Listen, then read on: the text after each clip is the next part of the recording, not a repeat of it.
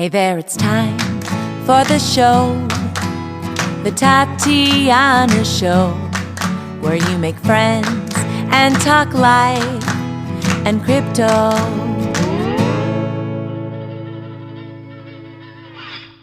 This episode of The Tatiana Show has been brought to you by eToro.com. You can trade in a wide range of assets, connect with the crypto community, and automatically copy top-performing portfolios at eToro.com. Quite simply, they have the top currencies, smart tools, low fees, social trading, all in one simple app. Connect with over 11 million eToro traders around the world using social feeds. eToro makes powerful trading tools easy. Get started in minutes right now at eToro.com. That's eToro.com. Hello, everybody, and welcome to the Tatiana Show. Maybe you're quarantined, maybe you're not.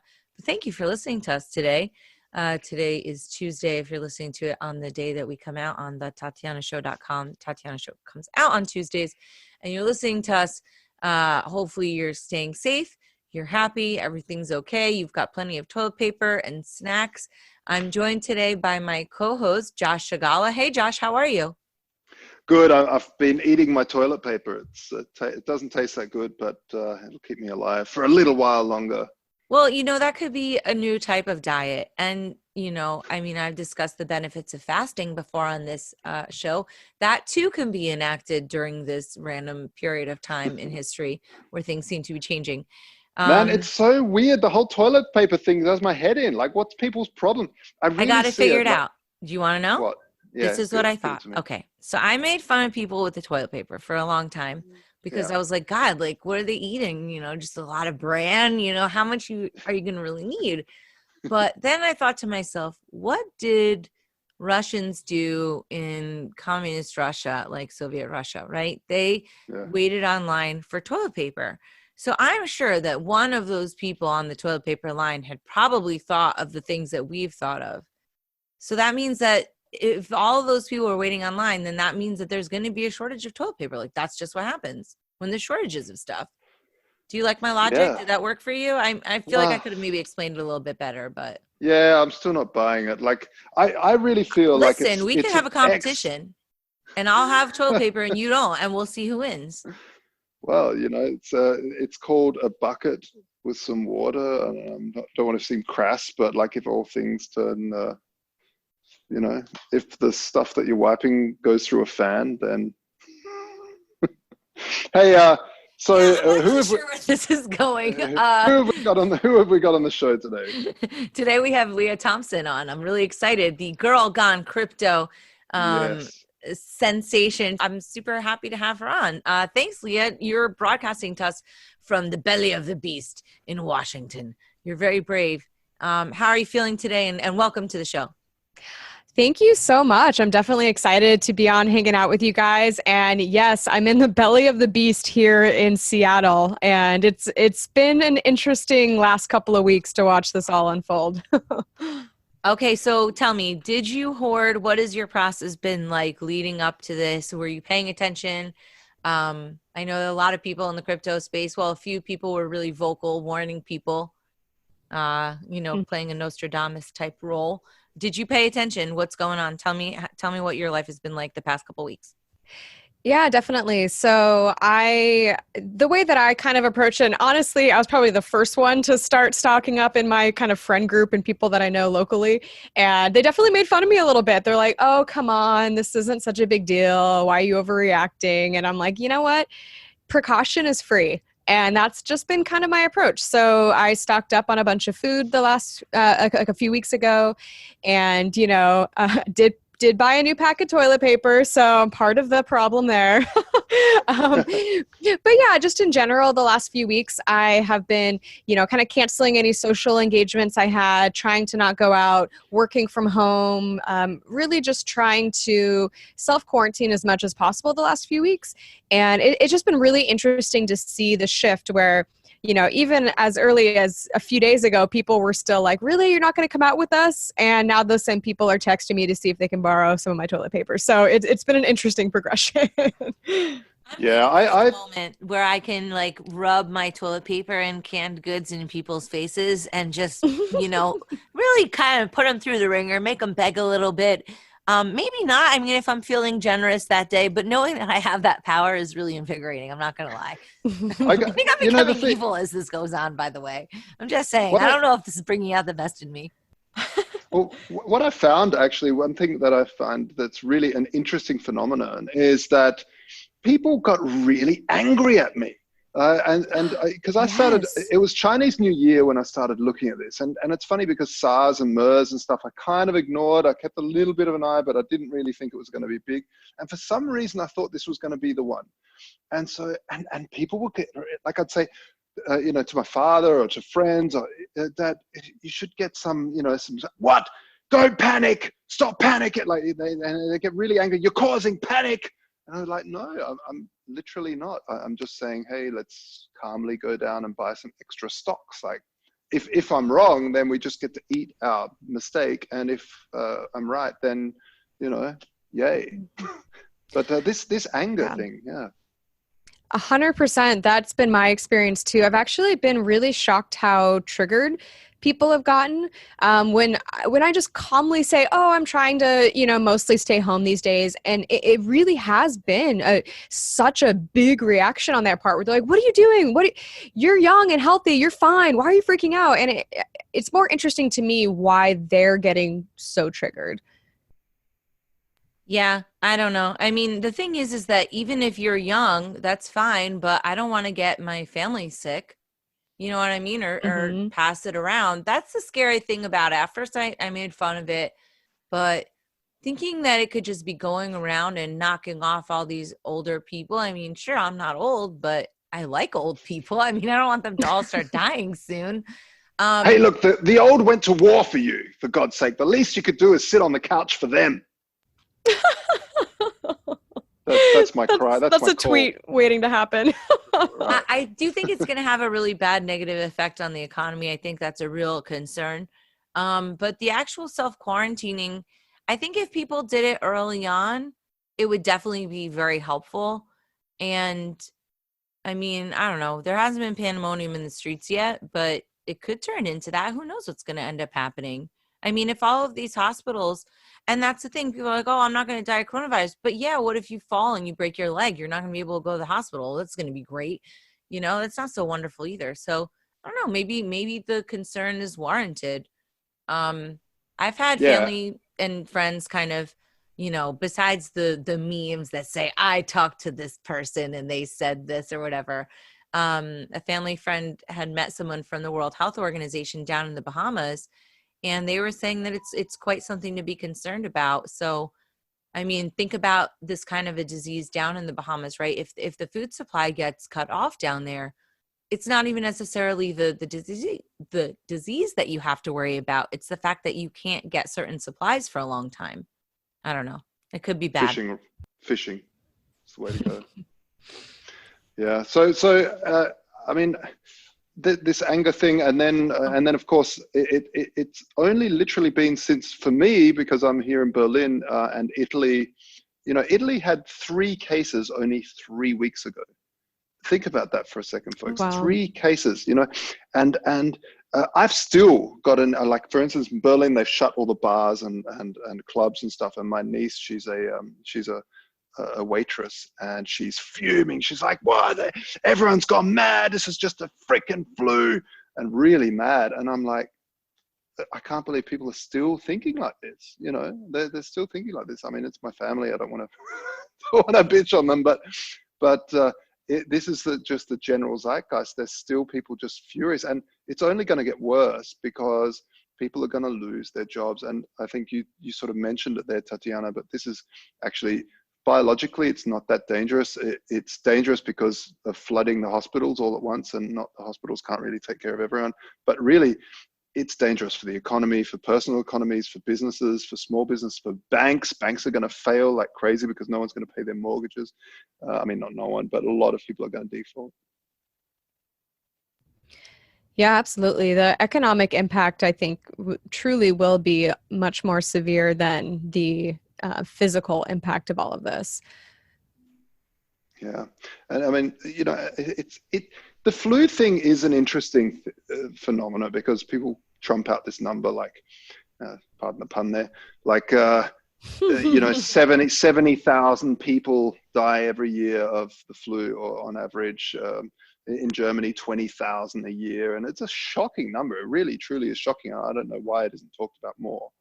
But this is sort of talked about like that's something. But the fact of the matter is, if they die normally of the flu, then they're going to die of this.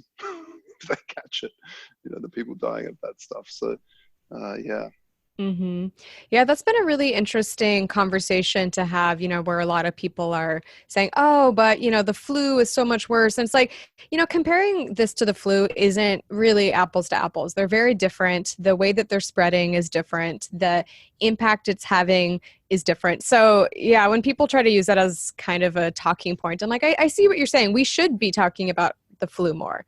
That's a good point, but yeah. I don't think that necessarily means we shouldn't be talking about the coronavirus. Yeah, and the people that are very susceptible to flu are going to be susceptible to this, so they're just adding to the problem, I guess. It's sounds terrible, but it's really been one of these points where people have got stuck. I find mentally stuck by that. They're sort of like, no, flu, it's just a flu. The flu's worse, or it's just the flu.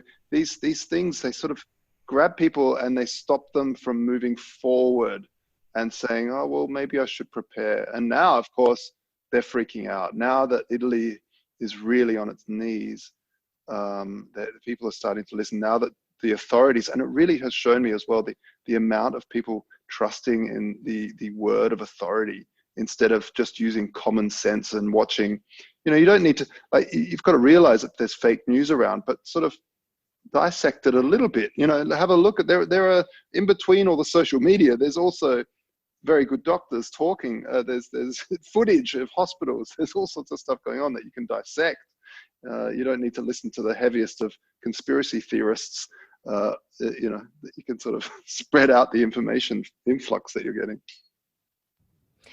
Yeah, and I think that's what's so really great about this kind of globally connected thing we have called the internet, right? Where you can literally go to Twitter and see what's happening in different areas just by searching, coronavirus in that area hashtags, right? And just seeing what people are really experiencing there. And so I think that, you make a lot of sense that you don't have to necessarily just listen to the news. You can do just a little bit of quick research on your own just to see what's going on. Yeah, it's phenomenal, and it's really taken me back. And then you see America and how they're dealing with it. And I'm sorry to say this because I love American people. I think they have a real great spirit, fantastic people, fantastic company. No, I don't want to be Trump there. But a really strong, freedom-loving people. But the problem is that I really am worried about Americans. I really am worried with this because the amount of people that have healthcare is shockingly, there's a huge gap, basically. On top of that, you have people that just don't want to cover any premiums that they might have to pay in between the rise in premiums that they might have and the excesses that they might get. There's also problems where these test kits just aren't rolling out. And then you get these ridiculous things. I saw today in the O'Hare airport. Did you guys see that? Mm-mm. Oh yeah, there was like 6-hour-long lines and some insanity over there. I'm glad I'm not traveling. Jeez Louise. 6 hours, like huge crowds stuck at the airport. And you know what they're doing? They're testing every one of them. Like what? How does that work? And then they're, I mean, it's just madness. It's just madness. And when I see pictures of these huge crowds stuck at airports, all I can really think is, but they've got electrolytes. That's really all I can think about. Oh, well, we're going to be seeing a whole lot of idiocracy leading up to the next few weeks.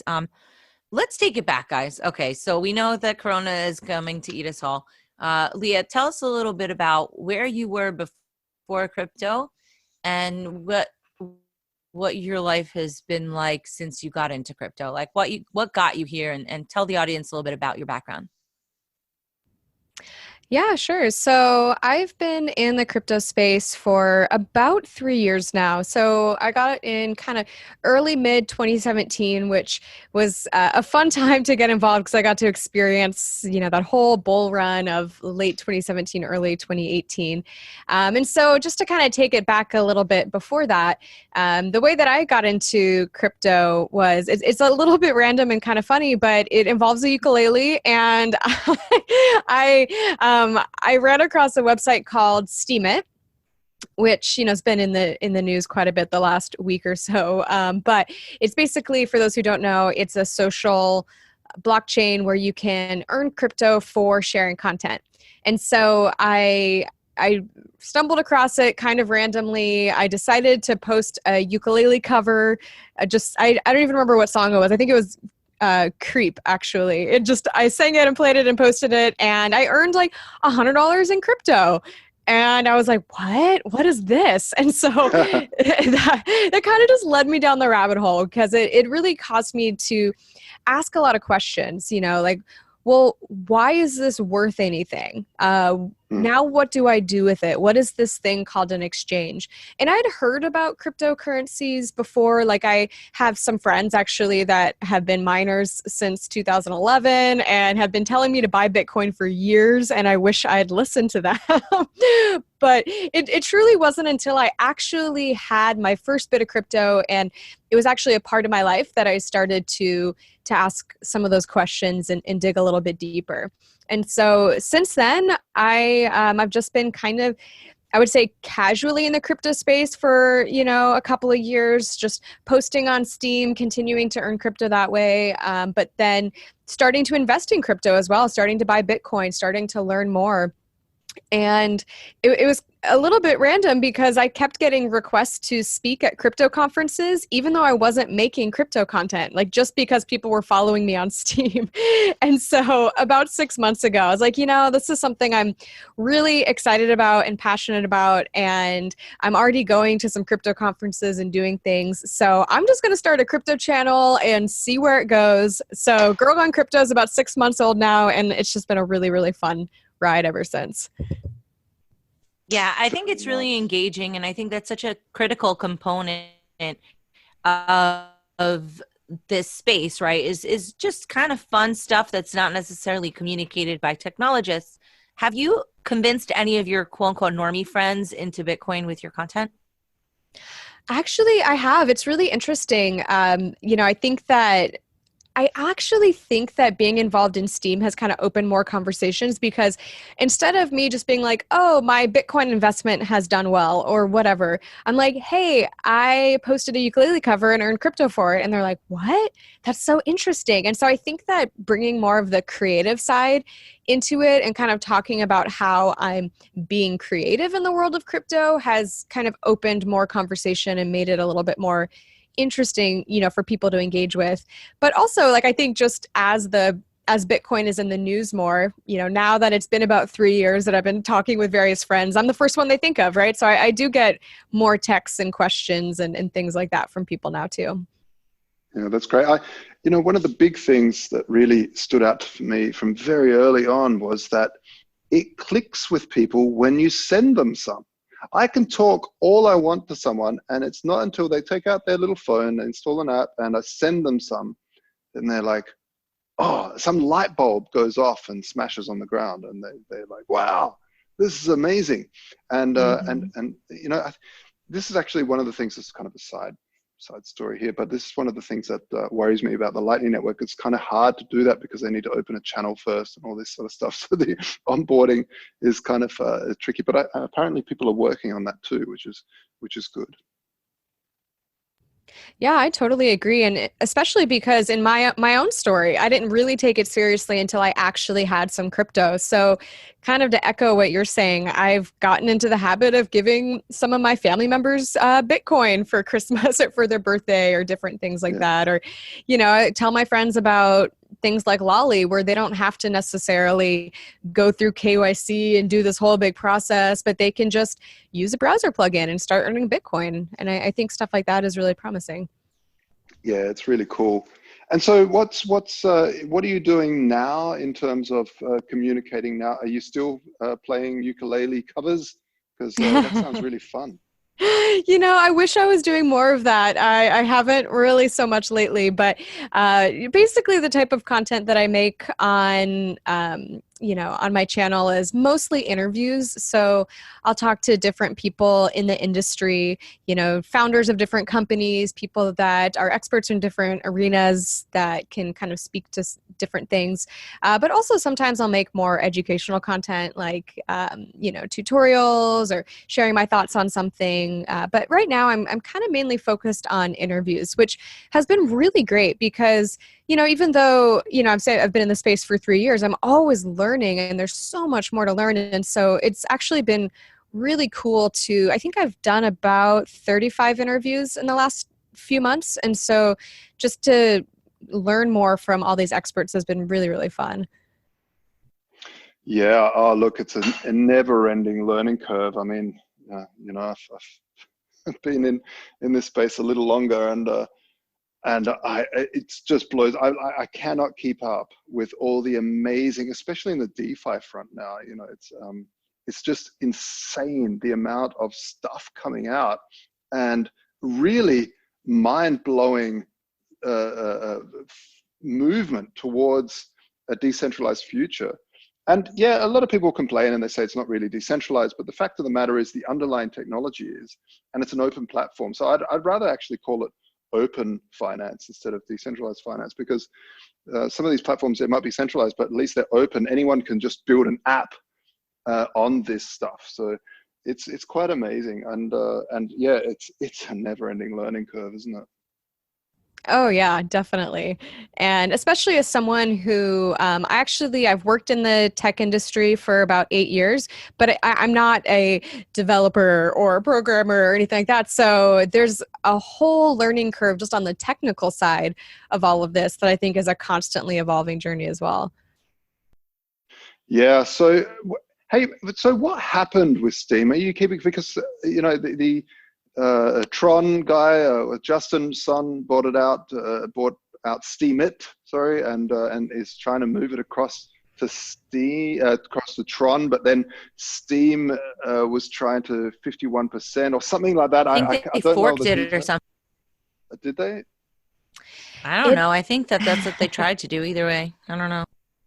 Yeah, I think that's in the process. A lot of the Steemit Inc. team members that resigned are working on basically their own chain, which would be a fork of the Steem chain. And so if that really does happen, and honestly, it's like a full-time job to keep up with this story because there's just something new I feel like happening every few hours, which is wild. But at that point, if that happened, different dApps would basically choose which blockchain or which fork of the chain they wanted their nodes to operate on. And so it's not that Steemit Inc. and the current, what we know of as the Steem blockchain, would cease to exist. It would still 100% be around, and Tron would then, they would have their witnesses continue operating that blockchain.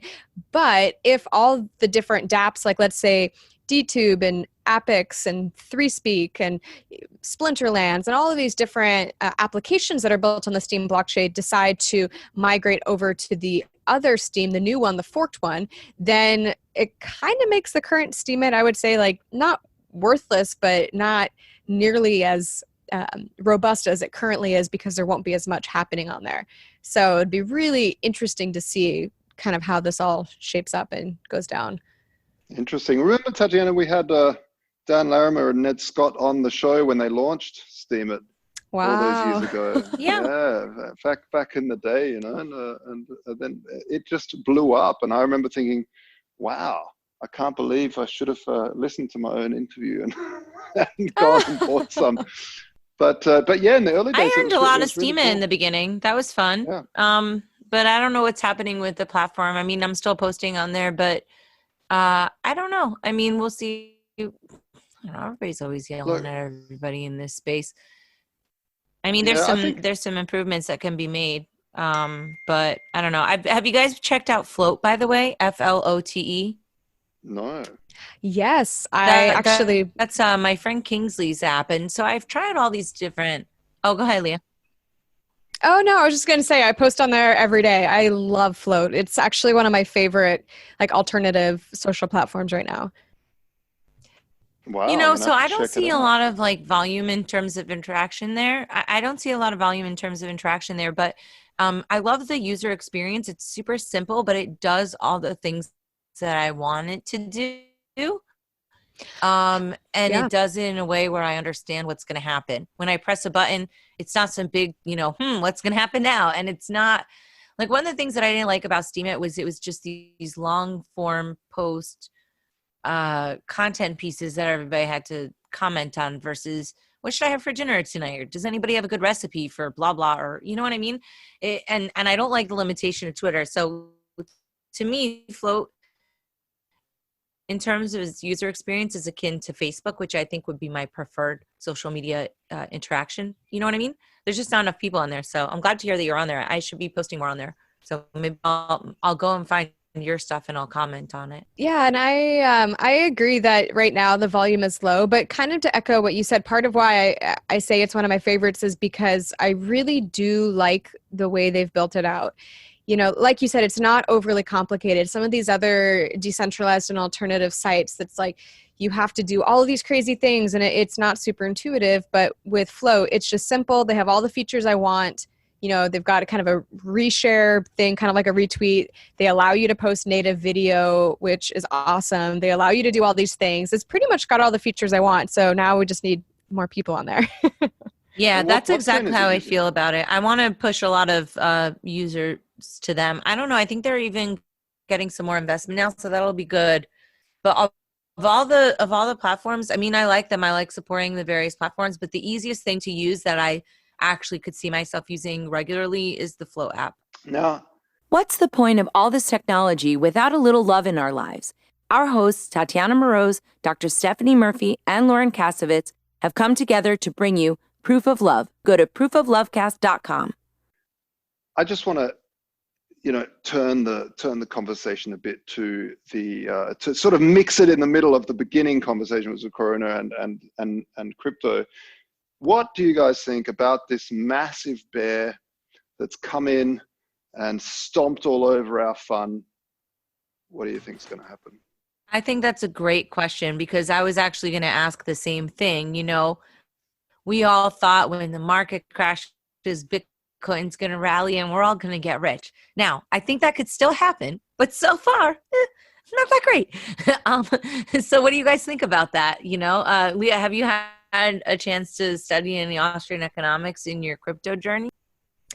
I have. And one thing that I think is kind of an important piece of the conversation right now with the Bitcoin dropping so much in price along with the market is actually an article that Pomp wrote about liquidity that I thought was really interesting. You know, with all these people that are getting called, they're over leveraged in the traditional market. They need liquidity, they need funds ASAP. And so they're selling off whatever they can in order to basically be able to pay their obligations. And so if they have Bitcoin, they're dumping it even though they don't want to because they just need liquidity right now. And it's a bigger conversation but just in general, I think that's kind of an important part of this whole thing. Yeah, I definitely agree. But I also think that the markets have been so tight. You know, this is all the crypto people were like begging Wall Street to start being able to on-ramp into Bitcoin. And this is what you get. You get a tighter link towards the paper markets of stocks and shares and bonds and crypto. The other thing is, you know, we run a Bitcoin and gold exchange. We trade between Bitcoin and physical gold.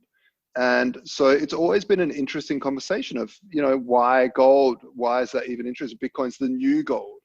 But of course, you know, gold has 3,000 years of history as a safe haven asset. But people then say to me, well, gold has also gone down in this crash. I mean, it's gone down a lot less, but it's still gone down. So really what my conjecture here is that what we're seeing is a follow of the market. Things like liquidity crises and stuff like that also come into play. But at the end of the day, it's not a crisis. It doesn't. They don't perform well in crisis. In fact, nothing performs well in crisis. People just want to get into cash. They want to get out. They want to get into bonds. Things that are like really like thought of as safe. But at the end of the day, where Bitcoin and gold do shine is in the aftermath of a huge crisis. As the state starts to print like a mofo, I mean, they're really on overdrive now. The plunge protection team's coming in.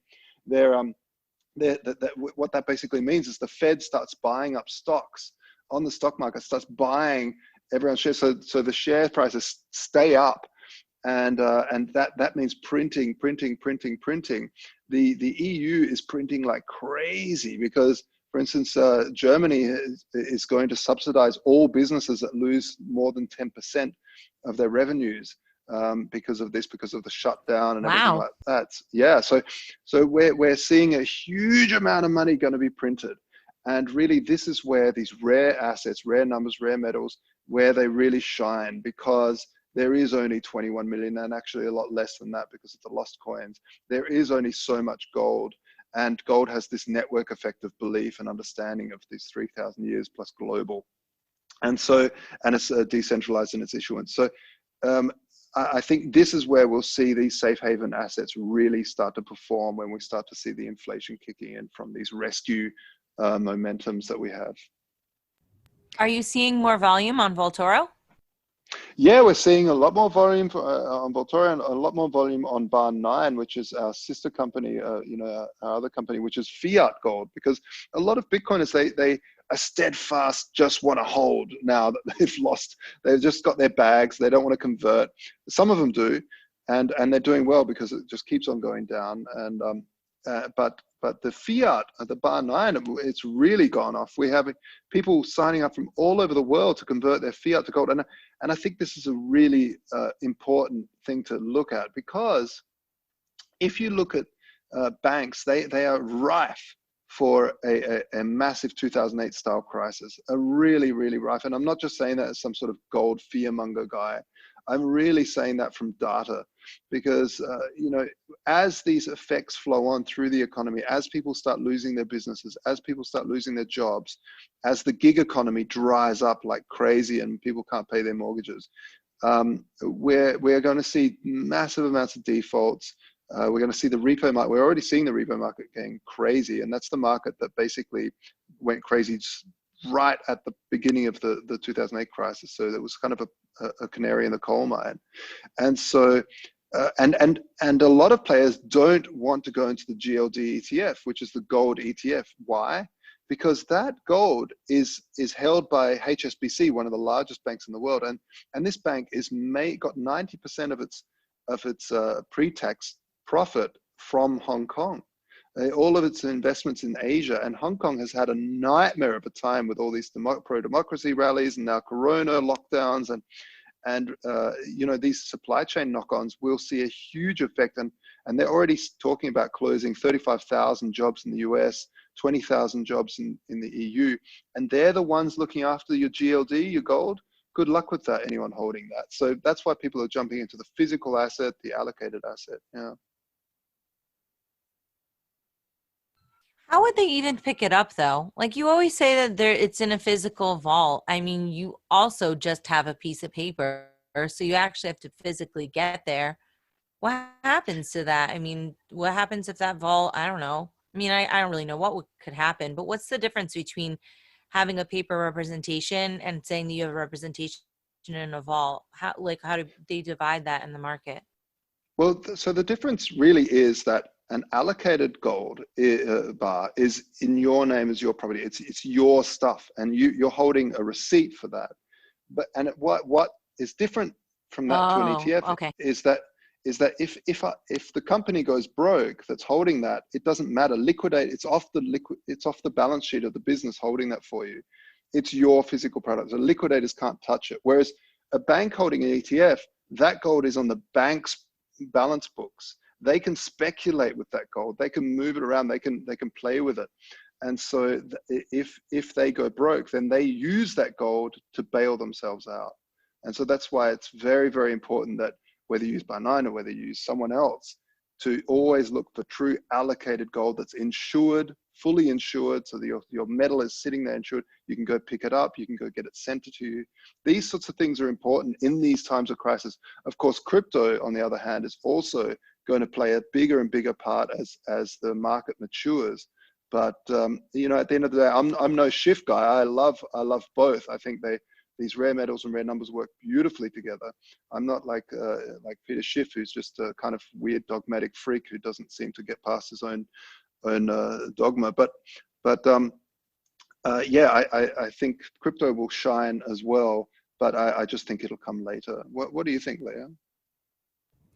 No, I think that's a great point. And what I think will be really interesting to see kind of the next few months as this all plays out is that historically, whenever we've had a halving of the Bitcoin supply, we've seen a bull run follow, right? And so will this current economic state have any impact on that? What I think will be actually pretty cool to see is if, you know, about the time, you know, mid-May when we're expecting to see that halving take place, if the economy and the coronavirus has kind of started to subdue, if Bitcoin really does take off, I think that it will help it to even stand on its own ground a little bit, you know, be like, hey, even in the middle of all of this, it's becoming a rare asset and it is holding its value. So I think it's going to be an interesting ride the next few months in terms of not just Bitcoin, but just you know, the market in general.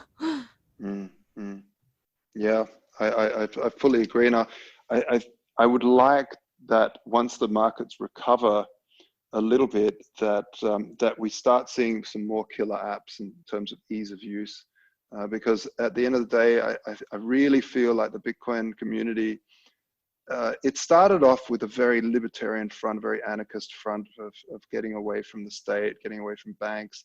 It then moved into this new phase of banks moving in and stuff, and more exchanges coming on, which then brought the speculators, and we're in this speculation phase. And then, of course, you get all these speculators getting rich. And then we went to this phase where you get the mooners, like the Moon and Lambo freaks, going on and on about you know, Lambos and the greed and all this nonsense. I think we really need to get to the next phase, which is real usability and not just speculation. Real and on the fear of sounding like Roger Ver, we have to use this stuff. It has to move. It can't just be something for speculators and hoarders. It really does need to be used as currency.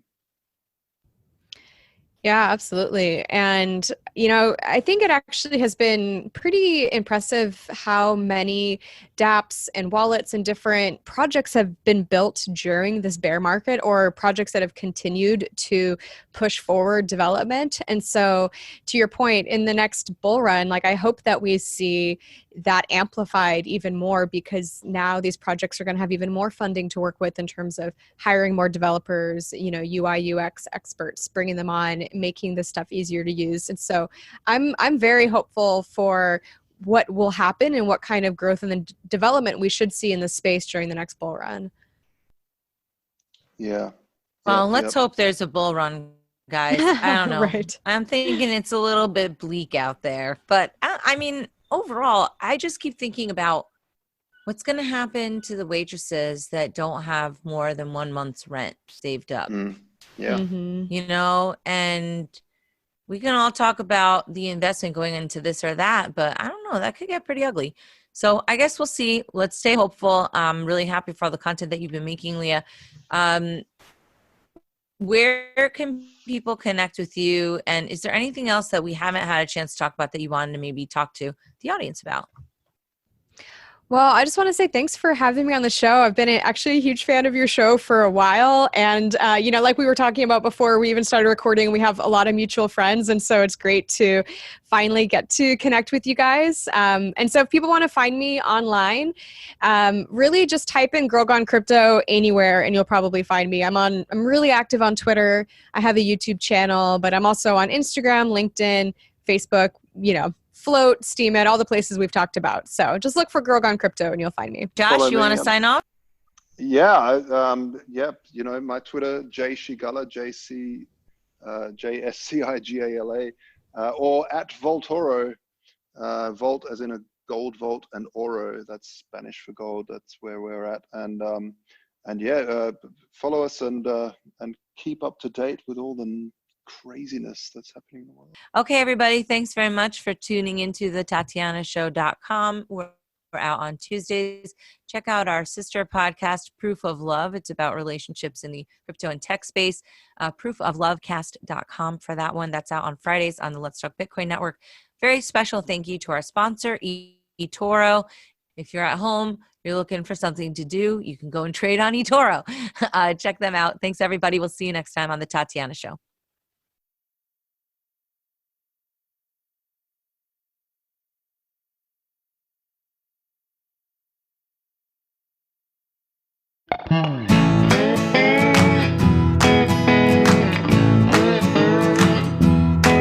Hey there, it's time for the show, the Tatiana Show, where you make friends and talk life and crypto. We gotta think and reflect and use lots of intellect with our hearts when we work together. I know that it can be so hard out there, looking all around and saying that life ain't fair. So that is why we will fight and stay up late at night, listening to the Tatiana Show. The Tatiana Show has been brought to you by CryptoMediaHub.com, a boutique marketing and PR agency for Bitcoin and beyond. Thank you for listening to The Tatiana Show. Please follow us on Twitter at Queen Tatiana or on Facebook and Instagram at Tatiana Moroz Music. More episodes can be found at TatianaShow.com, and make sure you leave a review on iTunes and tell your friends. You are listening to The Tatiana Show. This show may contain adult content, language, and humor and is intended for mature audiences. If that's not you, please stop listening. Nothing you hear on The Tatiana Show is intended as financial advice, legal advice, or really anything other than entertainment. Take everything you hear with a grain of salt. Oh, and if you're listening to us on an affiliate network, the ideas and views expressed on this show are not necessarily those of the network that you're listening on or of any sponsors or any affiliate products you may hear about on this show. Now that that's squared away, let's start the show.